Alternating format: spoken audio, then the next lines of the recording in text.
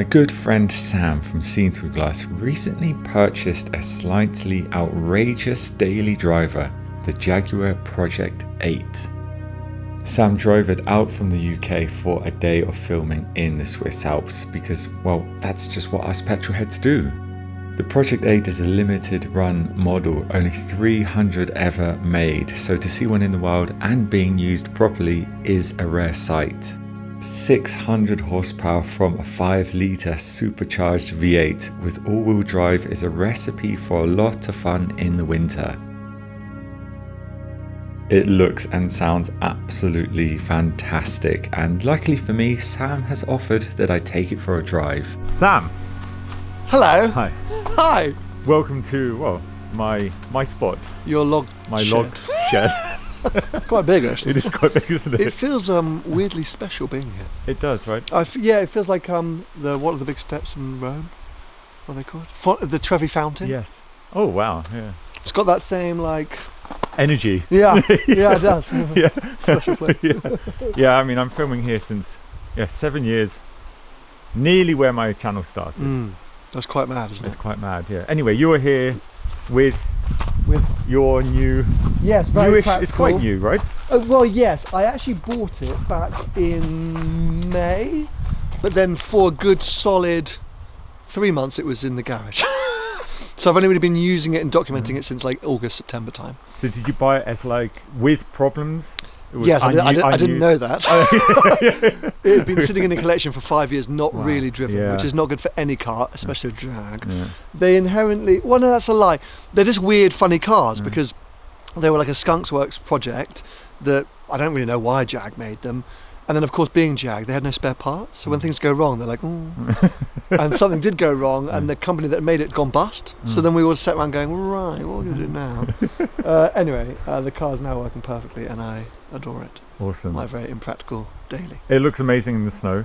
Thank you, I think so. Yeah. No, it's been good and it works, you know, it's essentially a 4-door like GT3 from Jag, like it's a track focused super saloon, but weirdly practical, good on a long distance journey, good in the snow. When Sam arrived, I was just massively impressed with the looks. Yeah? It just looks incredible. Sam was you're not sure on the colour yet, are you? Yes, because I bought it used, I'm not obsessed with the spec, but I sort of like, I don't really care. And I'm getting used to it. I'm getting used to it, but I'm just not obsessed. So I'm thinking about changing it. It's not a red Ferrari. It's not a red Ferrari, it's got black wheels. Oh yeah, I forgot you don't. I don't like black wheels. Yeah, no, me neither anymore.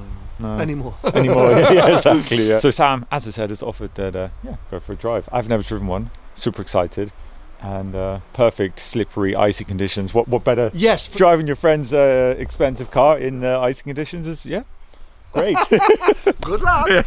Going for a drive in Sam's Project 8. Oh, very simple initial, isn't it? Yeah. I mean, actually, it's like a normal Jag, normal F-Type. So turn off these vents for you so they don't blow out your mics. Yeah, thank you. There we go. See, it's the beauty of filming with another YouTuber. I know, right? It makes life so much easier. You got just each other's get backs. it. Yeah, exactly. Now, can I do annoying things? Oh, please. So, firstly, a sports exhaust, obviously. Good. Yeah. Now, I'm not going to put you into track mode because that is a bit intense. Yeah. But I really suggest, not even manual, just sport. So it makes quite a big difference in the Jag. With gearbox, you have two settings: a drive and a sport mode, as well as your actual driving modes. And sport gearbox is like in the old M cars where you could rate the shift. So then it's up to you whether if you want to do manual, use the paddles. At the minute, it's still in auto. Okay, so you then start using the paddles. It holds the gears a lot longer. It shifts a bit quicker. So I always implore, a bit of sport mode as well. Yeah. Does it then automatically go back to auto? No, once you start using the paddles, it's in manual. Good. So if you want it's proper manual. Proper manual, exactly. Well, within reason. I don't think it's as proper as like a Ferrari. Yeah. But it is. Yeah, it's good manual. So and it's a nice feel to them for sure. So so now you're in sport manual. Yeah. Okay. Exactly. Yeah. Sorry, I'm gonna ruin your No. Do what you need to do. It's totally rear view. I've driven, the SVR, the older one. The F-Type SVR. F-Type SVR. Sure. That's the only thing I can compare it to. Well, yes. So that was 575 horsepower. This was 600. So this is the most powerful version. This is 600 horsepower. Yeah. Most powerful version of that 5-litre V8 that Jag made. But really, this car was such a weird Skunksworks car they did so many unnecessary things, you know. His front ends are copied over from the 991.2 GT3 RS, or maybe 991.1. Engine mounting, everything. Like, it's just so extreme. We had the Nürburgring record for however long as the saloon car. It's totally over-engineered, but... I looked online for one because I would love one of these, and there's none for sale in Switzerland at the moment. I think only a few were imported. Well, the thing is, they claimed that they were going to make 300, or at least up to 300. Yeah. It is pretty well regarded that they made less than 200. Wow, okay. So they are rare things, often in quite awful specs. And lots of them with the roll cage in the back, which I think makes no sense at all. It was always a tough choice for me between this and the Giulia GTA M. Yes, I love the looks of the GTA M. Yeah. To just be a nerd and freak out about my own car, Yeah. this was way more of an engineering unique unicorn. Yes. Because the GTA M was the Quadrifoglio sort of just turned up to 11. Yeah. This thing totally bespoke in nature. Oh, yes. It's just a bit silly. Yeah, yeah. That, okay. You know, driving 2025 cars mostly are just a bit numb, a bit quiet. Yes, have lost the character and the soul. For regulations and all of that stuff. Anyway, like, to drive this now just feels, Yeah. it just feels incredible. It's a smashing, but it you know, turn in, brakes, balance, like, it's a really complete car. To drive something that's so special, you don't see it everywhere, to own this is pretty cool, because I mean, I guess you've never driven past someone else in one. No. That would really be like, oh, hi. Yeah, we're small and stuff. Obviously, big YouTuber Harry Metcalf, Harry's Garage also. Yeah, I watched the video of his when he compared this and the GTA. Yes. Yeah. So he owns like car number 1. Mine was one of the last out of the factory, because this is a factory touring, which was one of the last one of production. So. And Sam's been driving behind me today, so seeing this in the mirror, it's quite a mean, menacing machine. It's got presence, right? Because it's so wide. Yeah, it's a brute. Yeah. Seeing you come up fast behind me in the tunnel, it's like, oh god, like, should I get out of the way? Or Yeah.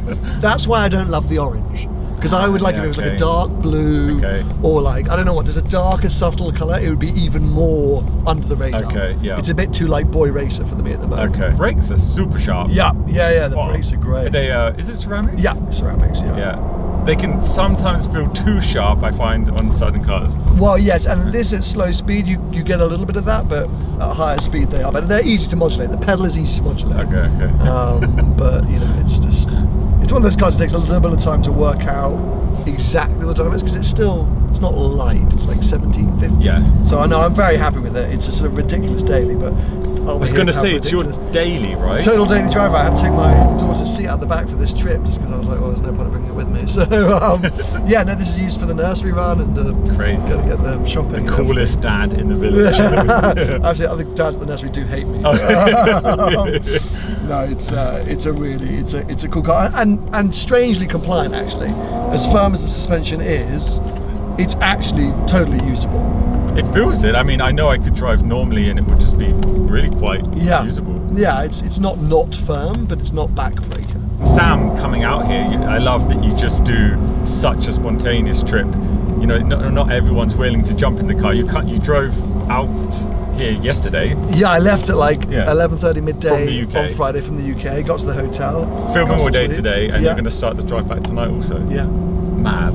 Well, you know, these roads beat the ones we have in the UK, so it was worth it. It was that or drive to Wales, but this was a little bit more special than everyone I speak to in the UK actually just also complains to me about the roads there. Yeah, unfortunately we just do not have it at the moment.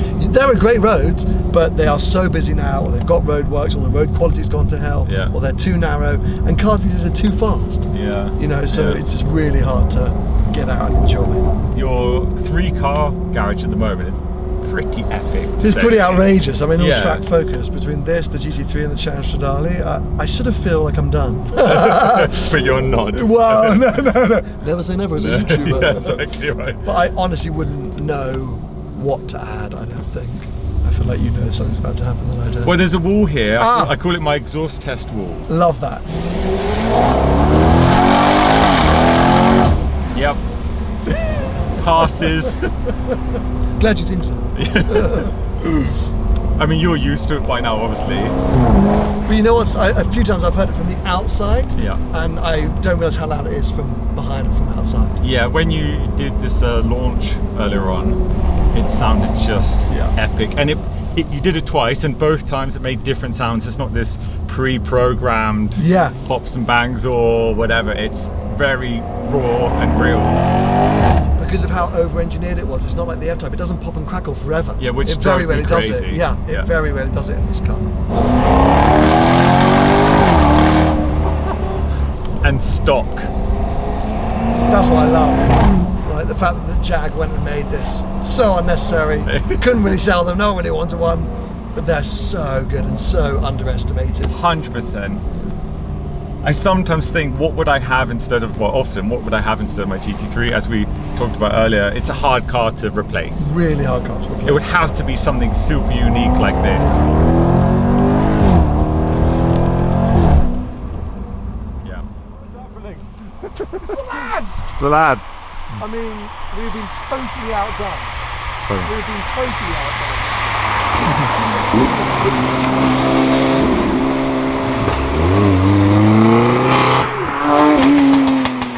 What is going on, Sam? Firstly, I love the Corsa in the middle. I know the Corsa is there. But we were like nervous, we're like, you know, it's a bit squirrely out here. Let's be careful in our all-wheel drive cars. And then the GT3 RS has come by and 299. Is that the Corsa? And like almost like Sonderwunsch. Like I don't know if they were from factory like that. But Could have been a rat. Whatever. It was cool. That was. That like sorry. Switzerland. So unexpected. Yeah. Absolutely outrageous at the home of cars. But yeah, mate, thank you so much. It's been so great.